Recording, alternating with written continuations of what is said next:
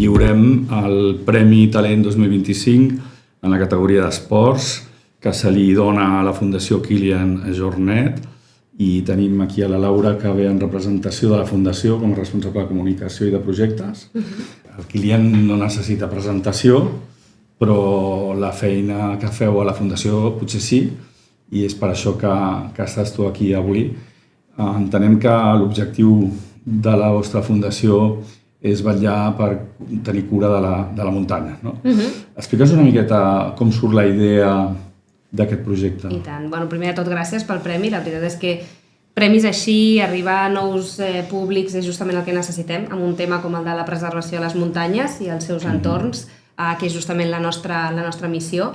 La Fundació va néixer el 2020, en un moment en el que el món no estava potser en el millor moment, però sí que va néixer en aquest any perquè des del 2017 més o menys en Kilian ja va tenir una mica la llavor de fer una fundació. Quan va anar a fer la primera ascensió a l'Everest, el Kilian, com deies, no necessita presentació, però per només contextualitzar ràpid, es considera un dels esportistes amb més renom i amb més diguéssim resultats dins del món de la muntanya, del trail running, de l'esquí, de l'alpinisme. I en aquest any del 2017, que ell va anar allà a l'Himalaya per fer l'ascensió a l'Everest, just va coincidir que va haver un terratrèmol bastant fort a la zona de Langtan, i ell va decidir anar amb tot l'equip a ajudar, a donar un cop de mà a tota aquesta població. Allà, realment, per tot el sistema d'infraestructures que és, aquest terratrèmol va afectar i molt, i ell es va vincular amb les fundacions que hi treballaven sobre terreny per poder ajudar. I allà va ser una mica la llavor de dir, ostres, creant una fundació es pot tenir molt impacte.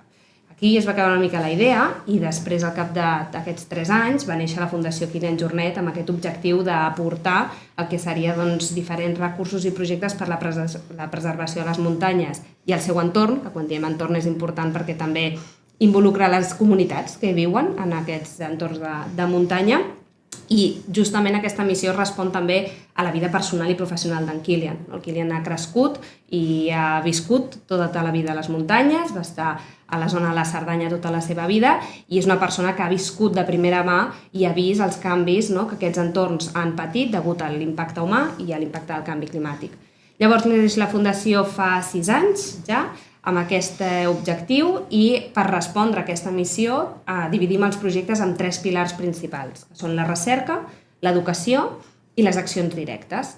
Totes estan bastant interconnectades i entrellaçades perquè creiem que sense una cosa potser no respons a l'altra, no? La recerca et dona informació per després potser educar a un col·lectiu, a un target. Llavors aquí tot va bastant interconnectat, però aquests 3 pilars se separen una mica responent a diferents projectes que tenim. La recerca, per exemple, són projectes que nosaltres ens vinculem amb grups d'investigació, amb centres de recerca, científics que estudien una temàtica concreta, i nosaltres el que intentem fer, com tenim un altaveu molt proper a la comunitat de muntanya, a la comunitat d'esport a l'aire lliure, gràcies al Kilian i gràcies també als canals de la Fundació, intentem fer de pont. A vegades la ciència queda desconnectada del que és la població a la que impacta. Intentem fer de pont i tots aquests projectes científics amb els que estem involucrats els comuniquem de la forma també més entendible possible. Aquí tenim projectes relacionats amb glaceres. L'any passat va ser l'any de preservació de les glaceres, vam estar vinculats amb la UNESCO, treballant diferents campanyes. Tenim un projecte sobre el permafrost als Pirineus, que per primera vegada s'estudia la presència d'aquest permafrost en aquestes zones de muntanya i totes les implicacions que pugui tenir sobre territori. I fem diferents projectes relacionats amb això, tant impacte climàtic com impacte humà sobre terreny. De fet, a la Cerdanya, que és com una mica casa nostra, tenim un projecte de la Generalitat, subvencionat i cofinançat per la Generalitat, en el que estem gestionant una zona d'espai d'interès natural, que és la zona de la Tossa Plana de Lles i Puigpedrós, per trobar aquest equilibri entre la recreació i la conservació. Llavors intentem a partir d'aquí fer diferents accions per això. Dins d'aquest projecte també es remarquen aquestes 2 altres potes que deia, que són l'educació i les accions directes. L'educació, nosaltres creiem que per realment estimar alguna cosa i protegir-la, primer l'has de conèixer, com amb les persones. Llavors aquí, des dels més petitons, intentem impactar en diferents unitats didàctiques, projectes que fem per arribar a les aules i arribar amb aquest missatge de preservació i amor per l'entorn, per després que es pugui arribar a protegir. I tot això ho lidera la Núria Burgada, que és la coordinadora d'educació i la mare d'en Kilian. I aquí doncs, també es veu, no?, d'on neix també tot aquest amor per la muntanya.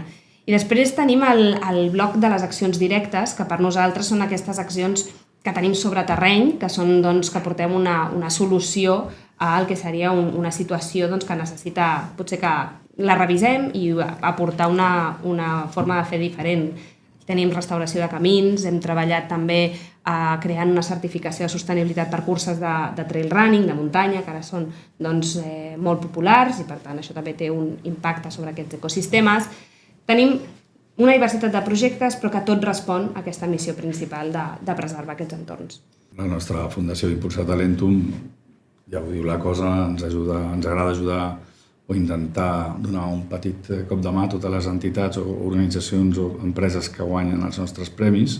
De fet, el nostre president d'honor, que es va deixar fa 2 anys, va ser secretari general de la UNESCO durant molts anys, Federico Mayor Zaragoza, i entenc que el que esteu fent és molt important perquè sembla com que la muntanya ho absorbeix tot, no? És com el mar i tu pots anar allà i deixar les coses, a vegades puges a la muntanya i fa autèntica vergonya aliena a veure com la gent la tracta i crec que la feina que feu és molt potent. Quins serien, si haguéssiu de fer una carta als Reis, no? Quins són els reptes i amb què necessiteu que entitats o fundacions o altres col·lectius us donin un cop de mà per aconseguir els vostres objectius? Sí, nosaltres a nivell d'actuació tenim impacte, som una fundació registrada aquí a Catalunya, tenim impacte sobretot a la zona europea, però tenim també accions a nivell internacional. Hem fet a Japó accions de restauració, als Estats Units també estem fent campanyes a diferents continents, però sí que és veritat que ens passa a vegades que sempre impactem a la gent que potser ja està convençuda.